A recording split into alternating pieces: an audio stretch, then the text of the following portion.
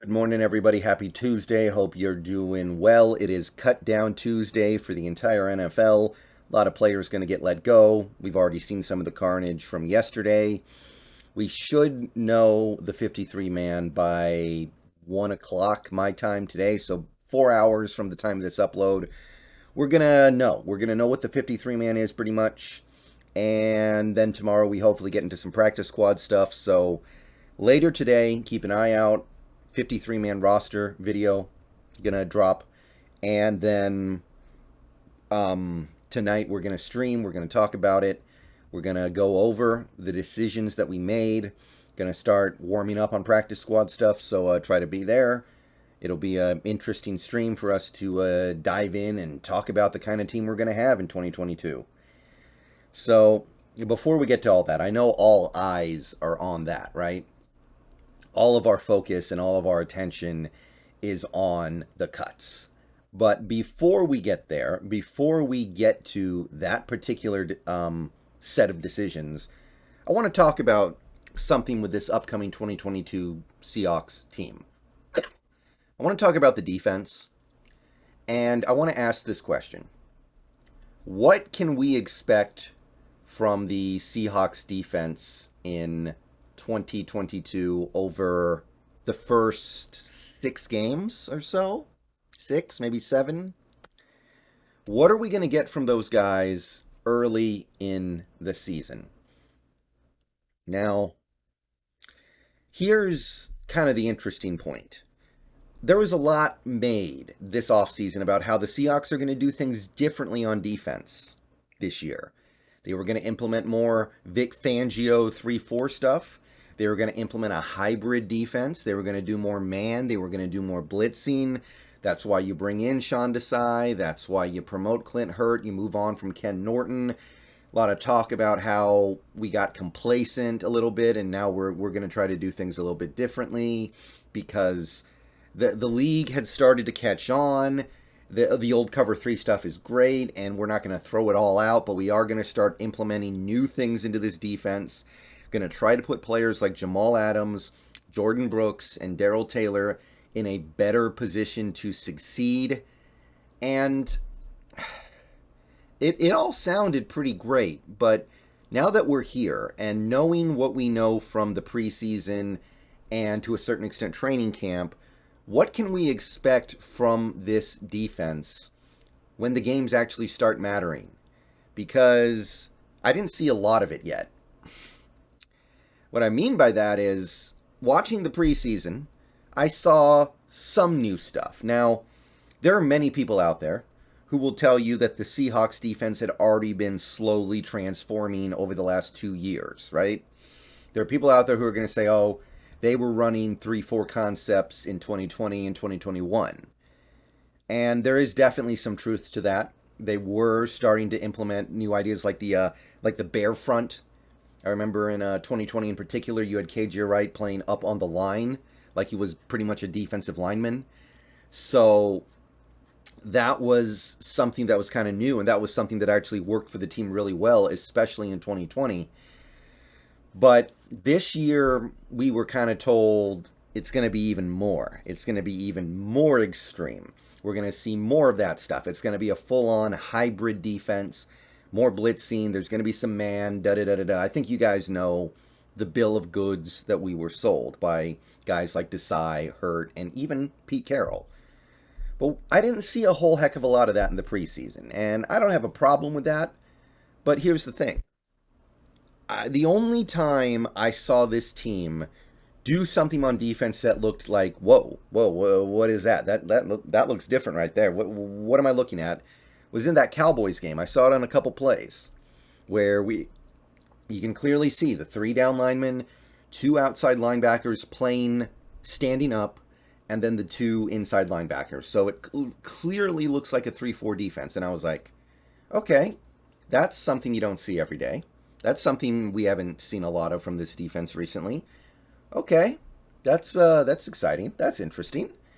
So, other than that, the first 2 preseason games, it was mostly pretty vanilla, and there is a reason why a team would want to keep their defense vanilla.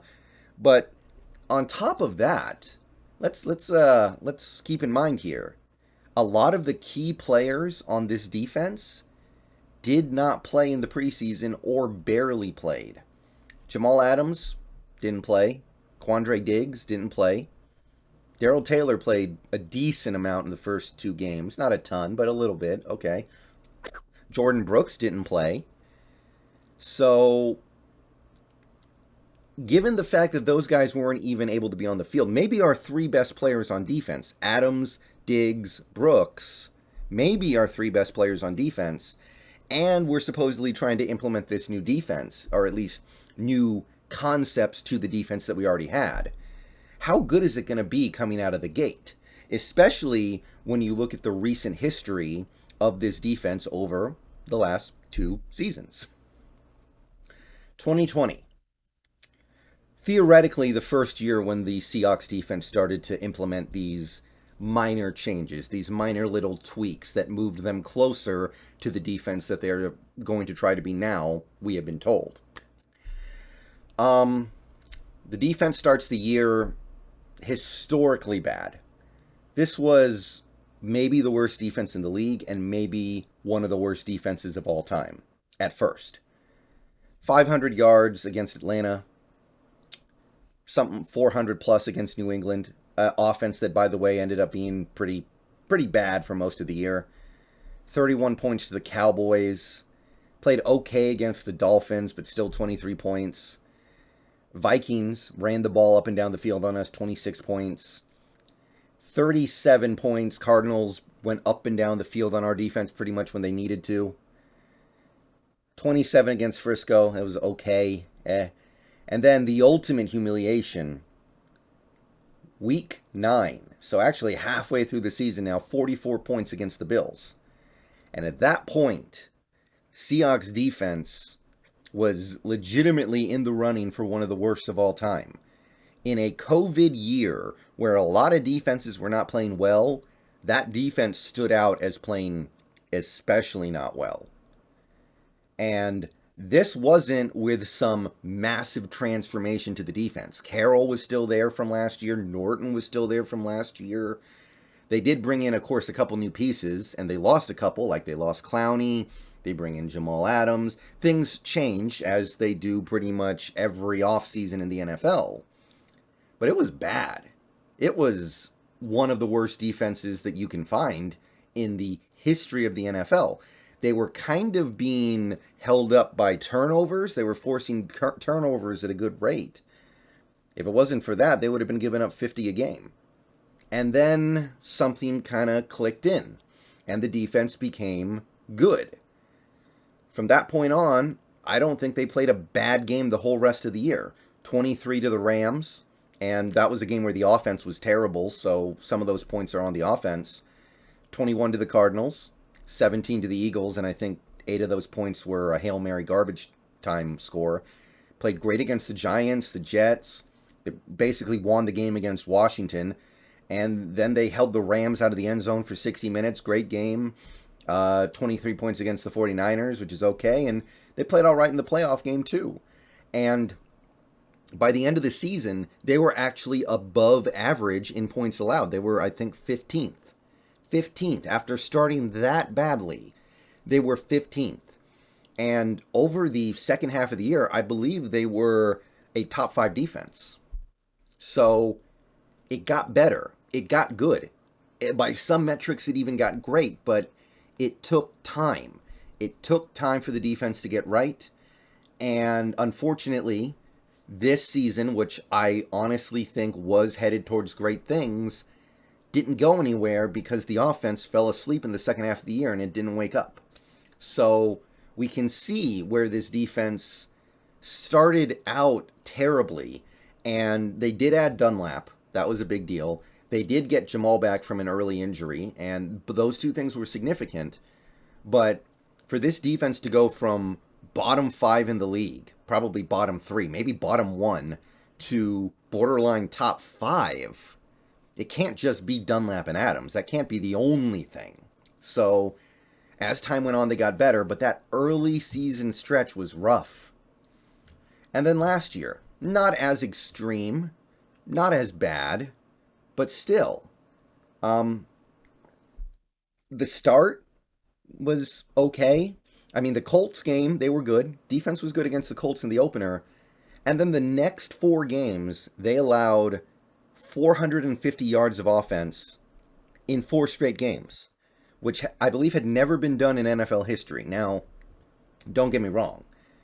That's not to say the defense was completely terrible in every single game. I actually don't think that's true. I think that they did do some positive things against the Titans, and ultimately the offense needs to be able to hold on to the ball at the end of the game to secure a win, but the defense still allowed 33 points. They allowed 200 plus rushing yards to Derrick Henry, etc., etc., so it's still not good. The Vikings, I thought, was one of the worst performances a Pete Carroll defense has ever had. Just pathetic. 30 points, my foot. That game was, I think that game was a worse defensive effort than 44 points to the Bills the year before somehow. 49ers held them to 21 points, and yeah, I'll give them their due against the Rams. The offense eventually at some point needed to stop going 3-and-out every single drive. Hard for the defense to hold up in that circumstance. I think they fought hard, but 450 yards in four straight games, there's no way you can be doing that and playing good football. It's just no way. And then things started to improve a little bit. They played fairly well against the Steelers, I think. They played really well against the Saints. Almost found a way to win that game, even though Geno only had one good play in him. They played great against Jacksonville. The Packers game was incredible. And the rest of the season, the defense was legitimately solid. And that was with injuries. It wasn't all perfect, of course. We did blow that fourth quarter lead to Nick Foles, but, that comes back to the offense partially as well. I thought getting torn up by Colt McCoy at home in a game that was basically to save our season was pretty embarrassing. But overall, the defense improved significantly over that early start, that first, I'll say 5 games. And again, it's not like those 5 games we were just terrible in every game the way we were in 2020, but I very clearly can see how this team was better defensively in the rest of the year, the last 12 games compared to the first 5. And some of their struggles I would pin on the offense, like the Cardinals game. Cardinals scored 2 touchdowns where it was either a defensive score or they start the drive at the 1-yard line. That's not on the defense, that's on the offense. So, knowing that, and knowing that we're doing these new things now with a new defensive coordinator, bringing in some new schematic stuff, new coverages, new formations, doing this hybrid defense, and not playing our best defensive players in preseason at all. Do you expect this defense to be great in the first 5, 6, maybe 7 games of 2022? And the reason why this question is particularly relevant is, look, I'm not expecting this season to be great. I'm not. I stand by that. I've said that all along. I'm not going to step off of that, and I don't know why I would. But that early part of the season, man, that's where this team could win some goodwill. Week 1 against the Broncos. Find me a Seahawks fan who isn't just drooling all over themselves at the thought of finding a way to win that game. Find a way to win that game. How hyped is this city going to be for a week? Even if it's just for a week. If we can find a way to beat the Broncos week 1. Get things started off on the right foot. Beat Russell. And push them down a little bit. Down the draft boards. Or, I guess up. Help our pick next year. Niners. Great opportunity to make hay against Trey Lance in one of his first ever NFL starts. 21-year-old quarterback. You throw some good stuff at him on defense, he's going to have a hard time with it, almost certainly, because the dude's basically a kid. But if your defense isn't bringing it, then it's going to be easy. Kyle Shanahan will find a way to make it easy. You've got games against the Falcons. You've got games against the Lions. Winnable games. This season has the possibility of getting off to a good start when you look at the opposition. The hard part of the schedule is near the end. So, with this being the case, what can we expect?